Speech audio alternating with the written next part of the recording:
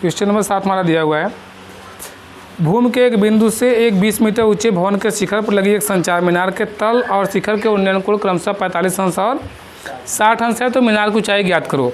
देखो बोला क्या गया है कि भूमि के एक बिंदु से, तो भूमि का कोई भी एक बिंदु ले लेते हैं, सपोज कर लेते हैं कि भूमि का वो बिंदु ये है, और बोला गया है कि भूमि के एक बिंदु से एक 20 मीटर ऊंचा भवन, इसके बिंदु से 20 मीटर ऊंचा भवन है, भवन मतलब क्या है, बिल्डिंग है, कोई मकान है, ये 20 मीटर ऊंचा बोला गया है, 20 मीटर इसकी हाइट है, और ये क्या है, भवन है, अर्थात ये बिल्डिंग है।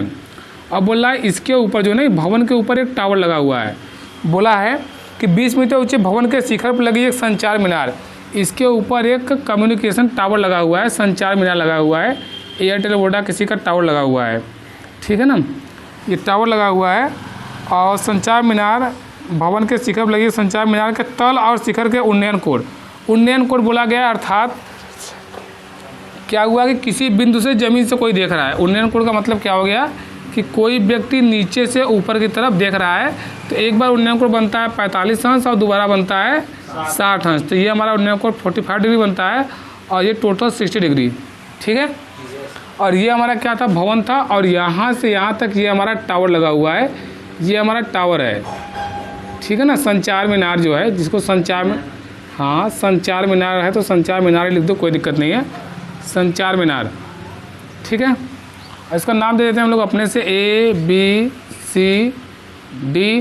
तो पूछा क्या गया है, संचार मीनार की ऊंचाई, सिर्फ इसकी ऊंचाई पूछा गया है, संचार मीनार की ऊंचाई, तो ये क्या हम मान लेते हैं, संचार मीनार की ऊंचाई H है। तो जो हम लोग वहाँ पे लिखे हैं वो यहाँ पर भी रिलेट करेंगे हम लोग, कि माना संचार मीनार की ऊंचाई, मीनार की ऊंचाई स्मॉल h है, ठीक है। बेस नहीं पता है तो बेस को हम अपने से लेट कर सकते हैं या तो लेट ना भी करें तो BC को BC रहने दें, चाहो तो BC को BC रहने दो, या तो हम लेट कर लेते हैं, इसको भी अगेन कर लेते हैं कि लेट कर लेते हैं कि BC = x मान लेते हैं, ये h हो गया, x हो गया। और अब हम क्या करेंगे कि ले लेते हैं त्रिभुज, क्या ले लें, DBC, हमेशा राइट एंगल बीच में लाओ, ऐसे ट्रायंगल है तो कैसे भी बोल दो, कोई दिक्कत नहीं है। तो ले लेंगे हम लोग समकोण त्रिभुज, राइट एंगल ट्रायंगल, समकोण त्रिभुज DBC में। तो देखो DBC में जो है हमारा, DBC में क्या है, DBC में हमारा कौन सा डिग्री बन रहा है, जब DBC में हम आएंगे तो कोण 45 डिग्री बनेगा, तो DBC में 45 अंश बन रहा है। तो हम लोग देखेंगे कि देखो ये कर्ण में रिलेशन नहीं निकालेंगे, लंब आधार निकाल लें, लंब आधार, तो tan 45 डिग्री निकाल लें, तो tan 45 डिग्री क्या हो जाएगा, परपेंडिकुलर बाई बेस, लंब बटे आधार, तो परपेंडिकुलर बाई बेस हो जाएगा। तो हमारा परपेंडिकुलर कितना दिया हुआ है 20, और बेस कितना हो जाएगा, BC को x माने हैं ना हम लोग, लेट किए हैं, तो 20/x हो गया। और tan 45 डिग्री का वैल्यू क्या होता है, 1 होता है, तो 20/x क्रॉस मल्टीप्लाई कर लें तो x = कितना आएगा, 20 मीटर। आ रहा होगा करेक्ट, आ रहा होगा समझ में। अब अगेन हम ले लेते हैं, पुनः ले लेते हैं त्रिभुज कौन सा, पूरा वाला। देखो एक बार 45 अंश ले लिए, 60 लेंगे तो 60 यहाँ से बन रहा है, तो ये पूरा हो रहा है नहीं पूरा, तो अगेन ले लेंगे ट्रायंगल ABC में, त्रिभुज ABC में, और ABC में ले लेंगे तो tan 60 डिग्री लेंगे, और tan 60 अंश लेंगे, तो इसके लिए लंब हमारा पूरा होगा। या तो एक बार हम ऐसे लिख सकते हैं पेपर में ऐसे कि लंब पूरा आ जाएगा AB, और बेस कितना आएगा BC। अब AB की जगह पर फिर हमें लिखना चाहिए कि tan 60 डिग्री हो जाएगा हमारा, क्या हो जाएगा √3, और AB की जगह पे हम क्या लिखेंगे, AB मतलब क्या हो गया H + 20, 20 प्लस H, 20H नहीं, 20H गलत हो जाएगा, 20 + H, पूरा परपेंडिकुलर हमारा होगा 20 + H, 20H तो मल्टीप्लाई हो जाएगा ना। और बेस कितना है हमारा, बेस तो वही रहेगा x, ठीक है ना। हाँ अब यहाँ पे हम क्या कर लेंगे कि √3 = अब 20 + H/x, x का वैल्यू में पता हो गया है 20 है, तो यहाँ पे 20 रख लेते हैं। अब क्रॉस मल्टीप्लाई कर लें तो h का वैल्यू हम यहाँ से निकाल सकते हैं, अब इसमें अननोन क्या है, सिर्फ एच ही है। अज्ञात राशि हमारा सिर्फ एच है। किसी भी समीकरण में सिर्फ एक राशि अज्ञात रहे तो क्लास 10th में पहुँच गए हो। पक्षांतर करके क्रॉस मल्टीप्लाई करके एच तो निकाल ही लेंगे, एक्स निकाल लेंगे। दिक्कत तब होती है जब एच है, एक्स भी होता तो कैसे करेंगे, तो 2 इक्वेशन बनाओ, हल करो। लेकिन यहाँ पे तो आराम से आ गया ना। तो अब देखो क्रॉस मल्टीप्लाई कर लो तो यहाँ हो जाएगा 20 + h। जिसको निकालना रहता है उसको हम प्रयास करते हैं कि इस बगल आए। तो करने को तो हम ऐसे कर सकते थे कि 20√3 = उधर भेज सकते थे, लेकिन पहले हम ये वाला किए क्योंकि इधर निकालना है तो पहले ये वाला इधर ही है। और ये हो जाएगा 20 का 3। तो करने के लिए उधर कर देते हैं तो एक बार फिर से कन्वर्ट करते हैं तो अच्छा नहीं रहता। तो जो निकालना है उसका पहले इधर कर लो। तो ये हमारा 20 + h आ गया और यहाँ से हम h निकालेंगे तो देखो 20√3 और ये 20 उधर जाएगा तो -20 हो गया। और यदि 20 को कॉमन ले ले तो ये √3 हो गया, -1 हो गया, √3 - 1 हो गया। और यहाँ से 20, अच्छा आंसर तो इतना ही आ गया है, इतने आ गया होगा। और निकलना चाहे तो आगे भी हल होगा हमारा। 20√3 का मान पता है 1.732 होता है, -1। और ये 20 हो गया और 1 माइनस हो जाएगा, कितना हो जाएगा 0.732। अब 20 से मल्टीप्लाई कर देंगे जो आएगा ये। ऐसे आंसर हमारा इतना ही आया है।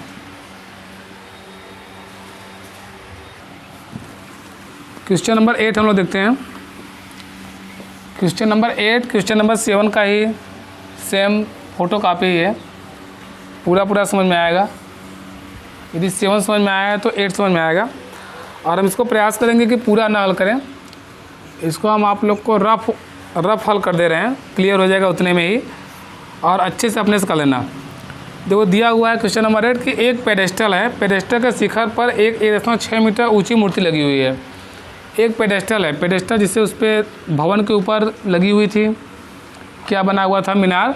तो उसी प्रकार से एक पेडेस्टल है और पेडेस्टल के ऊपर बोल रहा है कि 1.6 मीटर ऊंची मूर्ति लगी हुई है। तो उसी पे एक मूर्ति लगी हुई है, मूर्ति लगी हुई है। भूमि के एक बिंदु से मूर्ति के शिखर का वर्णन करो। भूमि के एक बिंदु से कोई हमारे सरफेस पे कोई पॉइंट है, भूमि के एक बिंदु से, भूमि के एक बिंदु से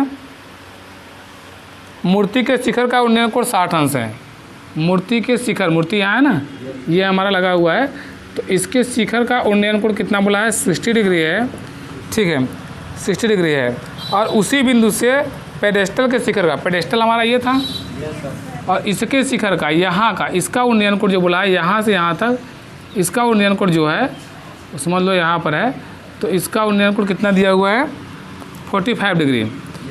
ये 45 डिग्री है। ये टोटल कितना था, 60 डिग्री, और ये 45 डिग्री है, 45 अंश है। तो बोला है पेडेस्टल की ऊंचाई ज्ञात करो, पेडेस्टल की ऊंचाई ज्ञात करो। तो उसमें ऊपर वाली ऊंचाई पूछी थी, इसमें नीचे वाली। पेडेस्टल की ऊंचाई तो हम लेट कर लेते हैं कि ये पेडेस्टल है और इसकी ऊंचाई h है और इसकी हाइट भी कुछ 1.6 मीटर दिया हुआ है, 1.6 मीटर दिया हुआ है।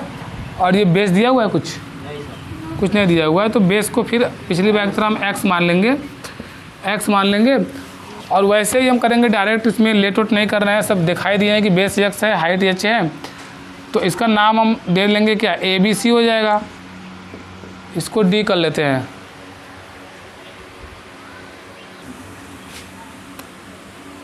त्रिभुज ABC ले लेते हैं, इसका बड़ा वाला ले लेते हैं, त्रिभुज ABC।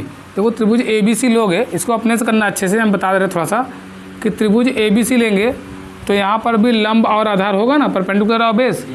तो हम ले लेंगे क्या चीज़, tan 60 अंश। ABC यदि लोगे तो बड़ा वाला कोण हुआ ना, तो बड़ा वाला कोण पूरा क्या है, 60 डिग्री है ना पूरा। तो tan 60 अंश क्या हो जाएगा, पूरा लंब होगा हमारा। तो पूरे लंब 1.6 और प्लस क्या आएगा, h आएगा, और बेस कितना आएगा, x आएगा। और अगेन हम क्या ले लेंगे कि ये हम इक्वेशन नंबर 1 कर लेंगे, या तो यहाँ से हल करेंगे हम, √3 लिखेंगे, 1.6 + h/x क्रॉस मल्टीप्लाई वगैरह करके एक इक्वेशन बनाएंगे यहाँ से। और अगेन हम लोग क्या करेंगे कि दोबारा हल करेंगे हम लोग कि लेंगे त्रिभुज, हम ले लेंगे ट्रायंगल DBC में, ट्रायंगल DBC लेंगे। और DBC में क्या करेंगे हम लोग, इसमें कौन सा कोण बन रहा है, 45 डिग्री। तो tan 45 अंश = क्या हो जाएगा, लंब बटे आधार। तो लंब क्या हो जाएगा, h है, और आधार हो जाएगा x। और यहाँ तो मान हम जानते हैं कि इसका वैल्यू 1 होता है, तो 1 = h/x नहीं आ जाएगा। और यहाँ से 1 = h/x आ जाएगा। तो यहाँ से h = क्या हो जाएगा, यहाँ से निकालेंगे तो h = x हो जाएगा। और h का मान x पे रख देंगे, हमें h निकालना है। तो जो x आएगा एच आएगा, तो यहाँ पे हम मान रख करके हम x का मान एच का मान निकाल सकते हैं। तो इसका आंसर हमें कमेंट बॉक्स में देना ज़रूर से, सभी लोग कमेंट बॉक्स में इसका आंसर कितना आएगा देना है। 9वां क्वेश्चन हम लोग देखते हैं, इसको अच्छे से हल कर लेना, नहीं आएगा तो फिर भी कमेंट में बताना, हम अगले वीडियो में इसको हम कवर कर लेंगे, बता देंगे, ऐसे कठिन नहीं है। यदि 7वां समझ में आया 7वें को देख करके 8वां कर सकते हो, अच्छे से हल आ जाएगा, आंसर 100% आएगा ही आएगा। देखो 8वें के बाद हम देखते हैं 9वां क्वेश्चन, क्वेश्चन नंबर 9 देखते हैं। क्वेश्चन नंबर 9 भी बहुत अच्छा क्वेश्चन है कि एक मीनार के पाद बिंदु से, महत्वपूर्ण क्वेश्चन है, अच्छा क्वेश्चन है, ये मोस्ट है हमारी तरफ से, इसको मोस्ट कर सकते हो, बढ़िया क्वेश्चन है, ये पेपर में आ सकता है। एक मीनार के पाद बिंदु से एक भवन के शिखर का उन्नयन कोण 30 अंश है।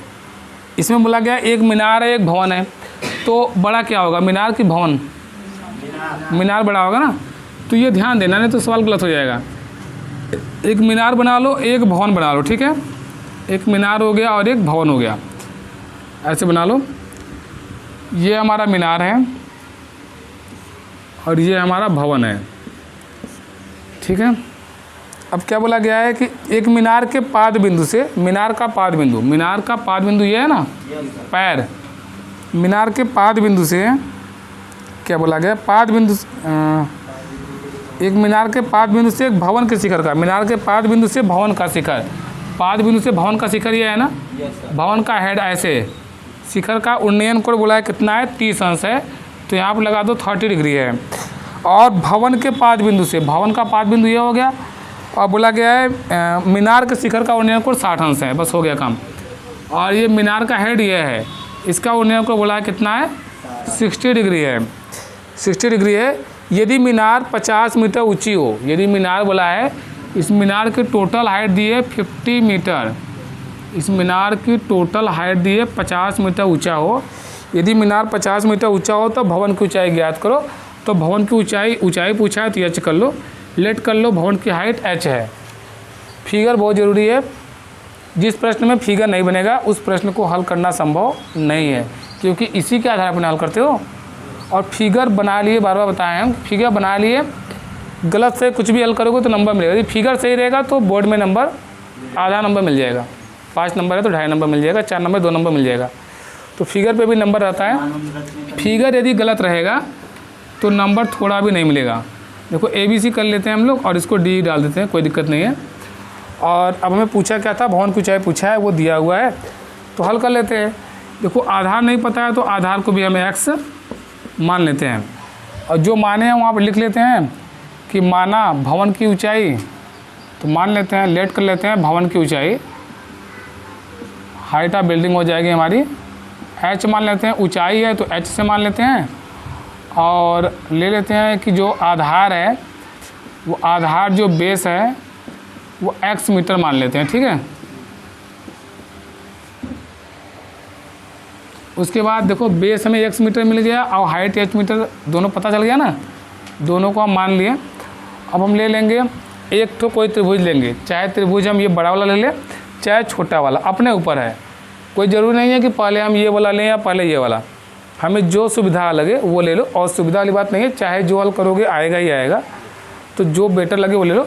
हम पहले बड़ा वाला ले लेते हैं कि त्रिभुज, हम हल करते हैं कि समकोण त्रिभुज, राइट एंगल ट्रायंगल है ना, तो समकोण त्रिभुज ले लेते हैं, कौन सा, ABC, समकोण त्रिभुज ABC में, समकोण त्रिभुज ABC में क्या हो जाएगा, tan क्या आएगा, tan 60 अंश, क्योंकि लंब और आधार वाली ही बात है ना, तो 50 बाई क्या हो जाएगा, x हो जाएगा, लंब बटे आधार 50 बटे x, और tan 60 का वैल्यू क्या होता है, √3 = 50/x होगा ना। और यदि क्रॉस मल्टीप्लाई कर लें हम लोग तो यहाँ से x का वैल्यू आएगा, डायरेक्ट देखो, यदि x बराबर निकालेंगे तो यदि x यहाँ से यहाँ आएगा तो ये यहाँ आएगा, तो ये 50/√3 हो गया। इसको हम लोग रख लेते हैं, अभी काम देगा। x तो पूछा नहीं है हमें पूछा गया है h। तो अगेन हम हल करते हैं आगे, तो क्या लेंगे हम लोग, पुनः एक त्रिभुज और बचा हुआ है ना, तो पुनः त्रिभुज ले लेते हैं BCD में, पुनः त्रिभुज BCD में tan क्या लेंगे, BCD में कौन सा कोण बन रहा है, 30 डिग्री ना, tan 30 अंश लंब बटे आधार। तो इसमें लंब क्या है हमारा ए बी है, लंब हमारा ए बी है और बेस क्या है बी सी है। इसमें नहीं लिखे थे, कोई बात नहीं है, इसको भी डायरेक्ट कर सकते हो ना। tan 30 लंब बटे आधार, तो लंब इसमें नहीं tan 30 करो तो 30 तो ये हो गया ना, ये वाला हो गया 30 मतलब हमारा ये बन गया ना, ये यहाँ से यहाँ तक ये वाला त्रिभुज। तो इस त्रिभुज में लंब क्या है सी डी, हाँ बी सी डी में। तो लंब क्या है सी डी है, तो सी डी क्या हो गया एच और बेस क्या है हमारा एक्स है। और tan 30 डिग्री का वैल्यू क्या होता है 1/√3 इक्वल टू h/x।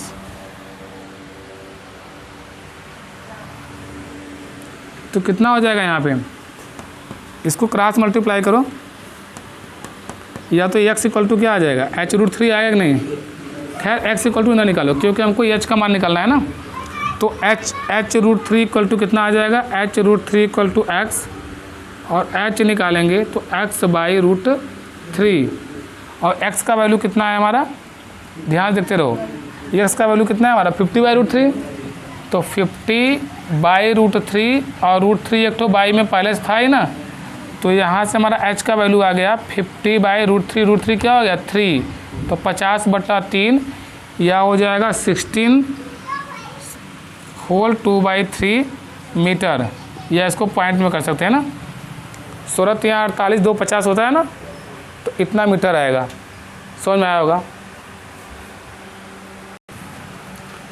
इस सवाल को एक बार और हम थोड़ा जल्दी में देख लेते हैं। देखो दिया हुआ था कि एक हमारी मीनार थी जो कि 50 मीटर ऊंचा था और एक भवन था, और बोला गया था कि भवन के पाद बिंदु से मीनार के शिखर का उन्नयन कोण 60 अंश है, और मीनार के पाद बिंदु से भवन के शिखर का उन्नयन कोण 30 अंश है। तो भवन की ऊंचाई कितनी होगी, तो जो पूछा है ऊंचाई h मान लिए, और बेस में नहीं पता था तो BC को x लेट कर लिए मान लिए, और बेस मान लिए और हाइट मान लिए। तो यहाँ पे समकोण त्रिभुज ABC में क्या करेंगे हम लोग, एक बार ले लेते हैं ABC, एक बार ले लेते हैं हम लोग ABC ये बड़ा वाला, और एक बार लेते हैं BCD। और ABC लेंगे तो ABC में हमारा क्या बन रहा था कोण 60 अंश, और BCD ले रहे थे तो कौन सा कोण बन रहा था 30 अंश। तो 30 अंश और 60 अंश दोनों को लेकर के हल करेंगे। तो एक बार हमारा x का वैल्यू आ गया, एक बार h का वैल्यू आया, और h के वैल्यू में x मिला हुआ था, तो x का मान हमें पहले से ही पता था, उसका मान रख दिए तो हमें h का वैल्यू प्राप्त हो गया। करोगे अच्छे से तो पक्का आएगा। रोक करके इसको ट्राई कर सकते हो दोबारा। क्वेश्चन नंबर 10 हम लोग देखते हैं अब।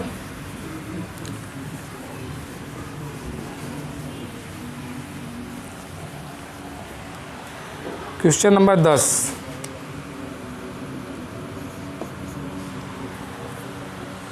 एक 80 मीटर चौड़ी सड़क के दोनों ओर आमने सामने, पहले देखो 80 मीटर चौड़ी सड़क बनाया तो सड़क हम बना लेते हैं 80 मीटर चौड़ा, 80 मीटर चौड़ा लिखने का आवश्यकता नहीं है। 80 मीटर चौड़ी सड़क हो गई, और सड़क के दोनों ओर बोला गया है आमने सामने समान लंबाई वाले 2 खंभे लगे हुए हैं। 2 खंभे लगे हुए हैं जिसकी लेंथ जो है सेम है, एक खंभा इधर लगा हुआ है और एक खंभा इधर, दोनों खंभे लगे हुए एक दूसरे के आमने सामने हैं। ठीक है, खंभे लगे हुए हैं। सड़क के एक बिंदु से खंभे शिखर का उन्नयन कोण 60 अंश और 30 अंश है। सड़क के एक बिंदु से, जिसे एक पॉइंट यहाँ पे हो गया, सड़क है ना, और उस एक बिंदु से एक यहाँ पर उन्नयन कोण बन रहा है, यहाँ से एक इधर भी ताक रहा है और ये यहाँ भी ताक रहा है। तो बोल रहा है कि एक उन्नयन कोण क्या है 60 अंश है और एक 30 अंश है। तो कोई दिक्कत नहीं है, यहाँ वाला 60 अंश हो गया और यहाँ वाला 30 अंश हो गया। तो बोला क्या गया है 60-30 अंश है, कहाँ गया ये 60 अंश और 30 अंश। खंभे की ऊंचाई और खंभों की ऊंचाई और खंभों से बिंदु की दूरी ज्ञात करो। देखो इसमें 2 चीज़ें पूछा गया है। खंभों की ऊंचाई, ये खंभे जो हैं इनकी ऊंचाई मान लो h है, ठीक है, समान लंबाई खंभे हैं, तो दोनों की लंबाई सेम होगी, तो इसकी लंबाई h हो गई, तो इसकी लंबाई हम क्या मान लिए h ही होगी। और दोनों क्या बोला है खंभों के बीच की दूरी, नहीं खंभों के बीच की दूरी तो दिया ये पूरा 80। एक मिनट फिर से पढ़ने देखते हैं हम क्या बोला है। 10वां नंबर, खंभों की ऊंचाई और खंभों से बिंदु की दूरी ज्ञात करो।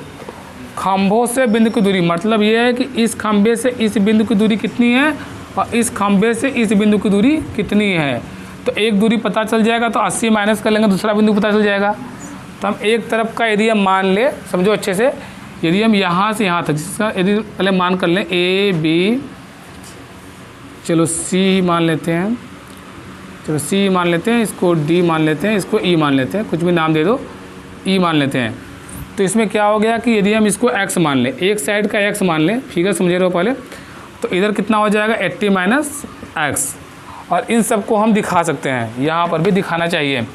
क्या मानेंगे कि माना खंभों की ऊंचाई सेम लेंथ की है, तो इसलिए खंभे की ऊंचाई जो हो जाएगी, मान लिए कि खंभे की ऊंचाई कितनी होगी, h मीटर होगी, h मीटर है या होगी, कोई दिक्कत नहीं है।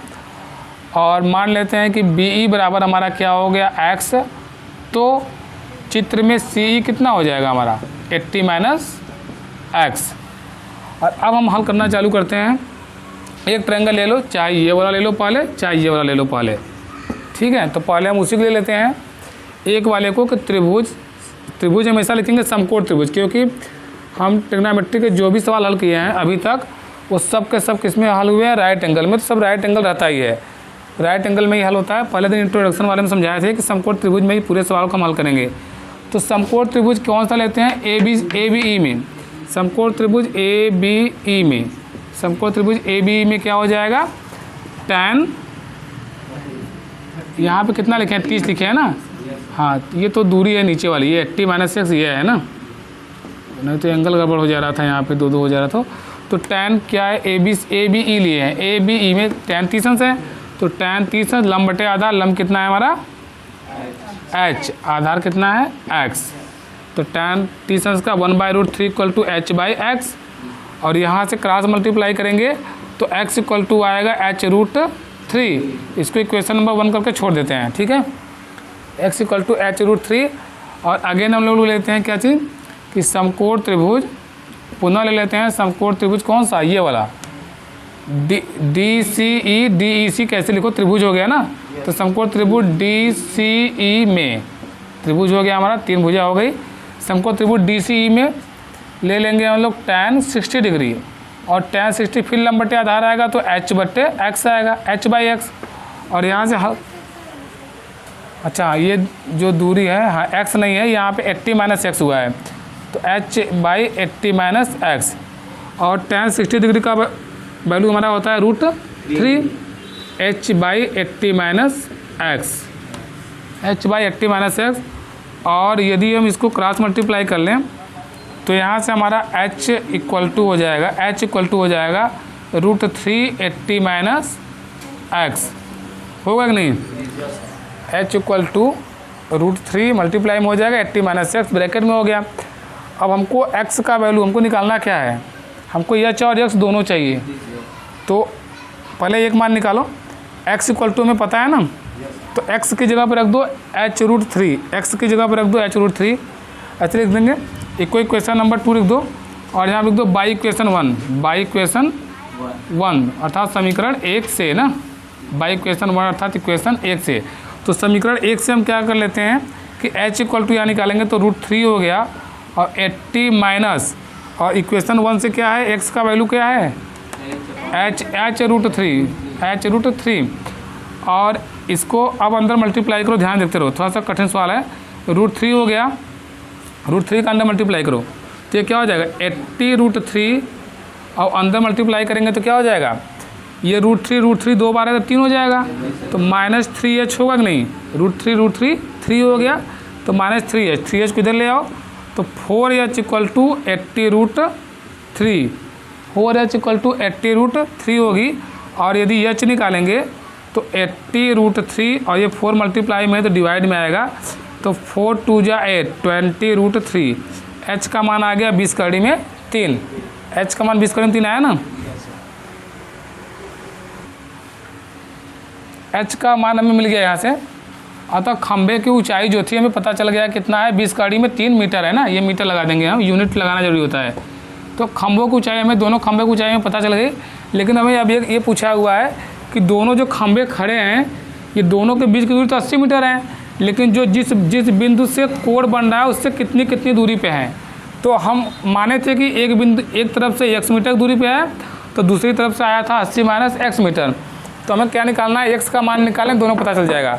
तो देखो x का मान हम यहाँ पे निकाल चुके हैं, तो थोड़ा सा हम इसको ऐसे हल करेंगे कि ये रहेगा ही जैसे हल किए हैं, और हम लोग लिखेंगे इसी के नीचे कि समीकरण 1 से इक्वेशन 1 बनाए थे हम लोग ना, बाई इक्वेशन 1 हम क्या करेंगे कि समीकरण 1 से हमारा x इक्वल टू है, x इक्वल टू था हमारा कि क्योंकि x इक्वल टू है h√3, तो इसलिए h का value x equal to h√3 है और h का मान हमको मिल गया 20√3, तो h का मान मिल गया 20 काड़ीम 3 और काड़ीम 3 एक तो पहले से ही है, तो ये काड़ीम 3 कितना हो जाएगा 3, तो 20 तिहाई कितना हो गया 60 मीटर। तो अब हमें समझ में आ गया होगा कि देखो एक तरफ से x का वैल्यू आ गया, एक तरफ से 60 मीटर है तो पूरी 80 मीटर है, तो दूसरी तरफ से तो 20 मीटर होगा ही होगी, लेकिन अब इसको हल करके दिखाएंगे। अतः दूसरी तरफ से ऐसे लिखेंगे, अतः बिंदु जो था B से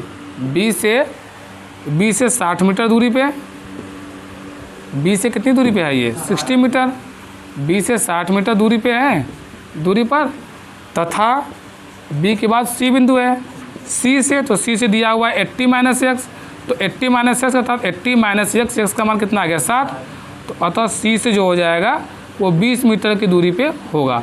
3 उत्तर आए, एक खम्भे से 20 मीटर दूरी पे है, दूसरे खम्भे से 60 मीटर दूरी पे है, और तीसरा उत्तर जो है दोनों पोल की जो हाइट थी वो सेम थी, तो h का मान आ गया हमारा 20 कड़ी में 3 मीटर। तो ये हमारा क्वेश्चन नंबर 10 पूरा होता है।